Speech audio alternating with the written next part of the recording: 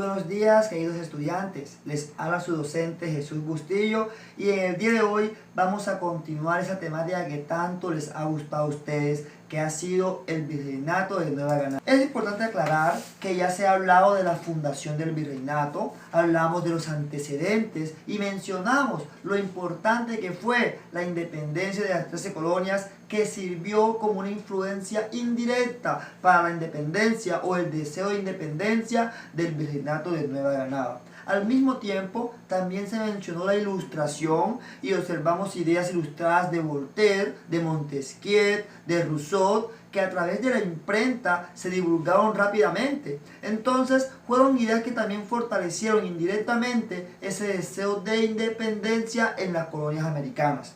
De igual forma, mencionamos la importancia que jugó el papel de Napoleón en Europa y su deseo imperialista, debido a que al llegar a España y al tomarse el trono español, eso generó indirectamente un descuido de la corona española en las colonias americanas, generando así una facilidad de independencia para los criollos, como Simón Bolívar, como Antonio Nariño, como Francisco Paula de Santander, que buscaban esa independencia rápida. Ese episodio generó ese descuido que facilitó eso, chicos, como ustedes ya lo deben saber. De igual forma, eso llevó a lo que se conoció como el Grito de Independencia el 20 de julio de 1810. Hasta ahí creo que deben estar claros. Eso fue lo que se ha tratado en términos generales. Hoy vamos a ver lo que vino después. Y principalmente nos enfocaremos en el tema llamado la Reconquista Española. Y vamos a observar ahí el papel que juegan los militares españoles cuando en 1814 el rey Fernando VII retoma el poder. Como ya lo hemos mencionado, el rey retoma el poder, empieza a organizarse y en 1816 hasta 1819 se genera esa capacidad de recuperar a las colonias que estaban insurgentes, porque obviamente los españoles no iban a dejar perder una mina de oro en el que tenían recursos naturales, materias primas que les servían para su proceso de industrialización. Entonces, el rey Fernando VII, una vez instaura de nuevo su monarquía absoluta, su monarquía vitalicia y personal, inicia a través de Pablo Morillo lo que él llama Reconquista. Y en 1816 ordena a que una corte de militares llegue a América a hacer esa reconquista.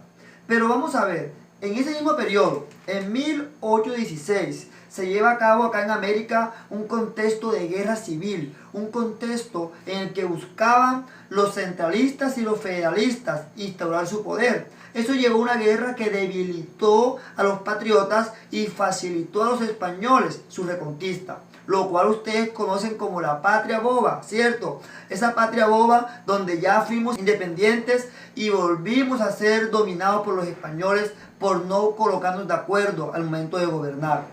Entonces, hay un episodio que me genera mucha risa, el nombre que se le ha dado históricamente, porque se le llama la Expedición Pacificadora, que fue cuando Morillo regresa acá a América y comienza a reconquistar brutalmente, asesinando a todo aquel que estuvo en contra del gobierno de la corona y que estaba a favor de la independencia. Eso no es pacificador, eso es sanguinario. Entonces, ¿por qué se llama de esa forma? Hay que reflexionar sobre ese nombre. Entonces, Pablo Morillo, primero que todo, se dirige de España a Venezuela. Reconquista Venezuela, hace que Simón Bolívar se tenga que marchar, que lo vamos a ver más adelante. Posteriormente, se dirige a Cartagena y sitió a Cartagena por 105 días. Recordemos lo que ya habíamos mencionado, que Cartagena fue rodeada por militares debido a que las murallas cerraron sus puertas. Entonces, esa resistencia que colocaban los cartageneros fue lo que hoy en día le da el nombre de ciudad heroica, porque no fue un enfrentamiento rápido, fue demorado. Por otro lado, Morillo llegó a Santa Fe el 26 de mayo de 1816 y emprendió una persecución y ejecución de todos los líderes que eran capturados. Entre esos, capturaron y asesinaron a Camilo Torres y a Policarpa Sabarrieta, grandes líderes del federalismo, y Policarpa, que era una espía que ayudó mucho al ejército patriota.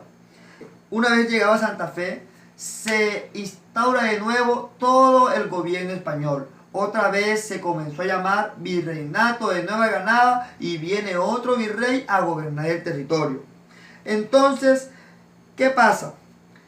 Los patriotas debieron retirarse, ya estaban perdidos y debieron huir. ¿A dónde? A un lugar donde no fueran tan perseguidos.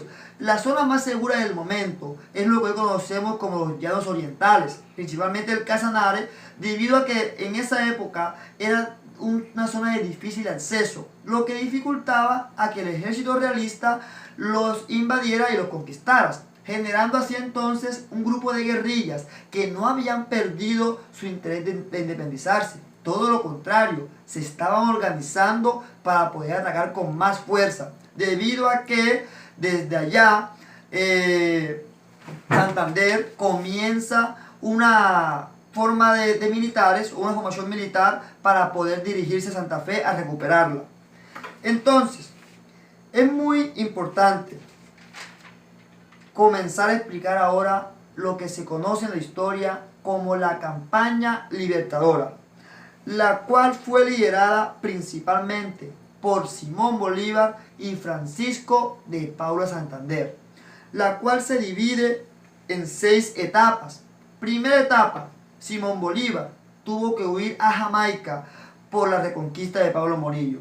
En Jamaica escribe un libro o unas cartas que se llaman las Cartas de Jamaica, donde él establece su ideología, de sus ganas de independencia, y al mismo tiempo establece algo que viene mucho más adelante, que lo vamos a observar, que es una visión de una unión de los países suramericanos en una gran nación, que él llamaba la Gran Colombia. Era un sueño de Bolívar para enfrentar a lo que ustedes conocen como el monstruo imperialista del norte, como Bolívar lo llamó.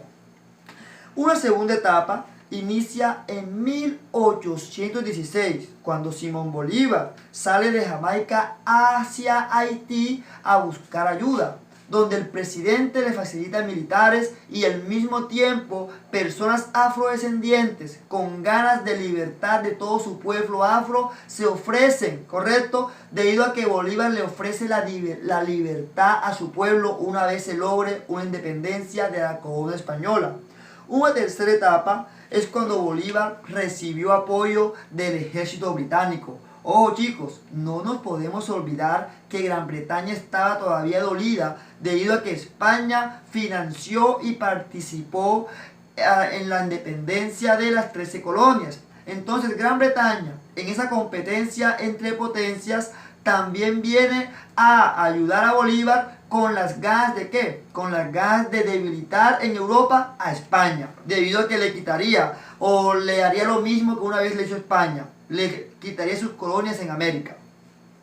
En una cuarta etapa, que se conoce como el 11 de junio de 1819, donde en Arauca se encuentran las tropas de Simón Bolívar con las de Santander, las cuales juntas se dirigieron por el páramo de Pisba hacia Santa Fe. En ese páramo de Pisba murieron muchos soldados debido al clima. Entonces eso llevó también a que el ejército se debilitara. Pero sin embargo, como contaban con el apoyo británico, obviamente eso recompensó los militares que habían muerto. En una quinta etapa, los ejércitos llegan a Boyacá el 25 de julio y se presenta lo que se conoció como la batalla del Pantano de Vargas. En esa batalla obviamente se llevó la victoria patriota debido a Santander, debido a Bolívar y al ejército británico. Sin ese ejército británico tal vez la historia hubiera sido diferente. Tal vez hubiera sido mucho más difícil para los patriotas vencer al ejército español.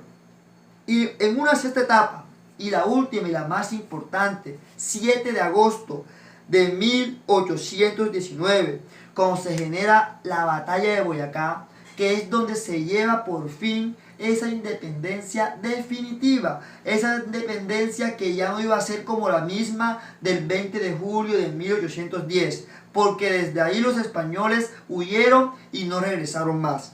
Entonces, 3 días después de la batalla de Boyacá, se llega a Santa Fe, y cuando ya el ejército patriota llega, ya el virrey había huido porque sabía que lo iban a encarcelar. Entonces, eso llevó a que se diera por fin o se pudiera gritar lo que es una independencia en el virreinato de Nueva Granada. Un aspecto muy importante es la influencia o la participación de los sectores populares, es decir, de las mujeres, de los niños, de los afrodescendientes y también de los indígenas. Recordemos que los indígenas en cierto modo no estaban de acuerdo con la independencia, debido a que ya la corona española les había ofrecido unos beneficios de conservar territorios propios de tradición indígena, y ellos estaban conformes con eso, y les daba miedo experimentar un gobierno criollo porque creían que los criollos les iban a quitar lo que ya habían conseguido. Por otra parte, los afrodescendientes participaron con todas las ganas del mundo en la independencia, debido a que Simón Bolívar, para motivarlos, les había prometido una libertad de todo su pueblo si ayudaban a liberar a la Nueva Granada. Una vez ganaron, obviamente no se cumplió eso, porque recordemos que eran hacendados que necesitaban mano de obra. Entonces se llevó a cabo algo llamado la libertad de vientres, cuyo propósito era que quedaban en libertad aquellos indígenas que nacían posterior a la independencia, o aquellos afrodescendientes que nacían después de la independencia. Entonces eso llevó a una reproducción de esclavos, unos esclavos libres, pero que al tener padres del sistema esclavista continuaban siendo esclavos aunque fueran libres. Entonces fue una reproducción legal de la esclavitud. Por otra parte, hay que resaltar el papel infantil y de las mujeres. Los niños fueron espías, al igual que las mujeres. Las mujeres, como Policarpa Salabarrieta, se infiltra en el bando enemigo, y desde allá enviaban mensajes de por dónde iban a dirigirse el ejército, y eso fue que al ser descubierta la llevó a su fusilamiento, y así hubieron muchas mujeres. Entonces, habiendo aclarado esto, hay que tener presente que hay que valorar el papel de los afrodescendientes, hay que valorar el papel de las mujeres y dejar ya de celebrar solamente el papel importante de los próceres. Sí, fue importante, pero ellos pensaban primero que todo en su poder económico y político. Recordemos que los grandes próceres que nosotros proclamamos siempre en las fechas importantes son aquellos que buscaban el poder político, porque ya tenían el económico, eran hacendados, pero querían también tener el poder que les permitiera gobernar. Como no lo tenían, lucharon por eso. Pero los verdaderos próceres y los verdaderos mártires fueron los afros, los indígenas, las mujeres y los niños de los sectores populares. Entonces, espero que esta clase les haya servido, espero que sea de gran aprendizaje. Muchas gracias por su atención y que pasen un excelente día. Hasta luego.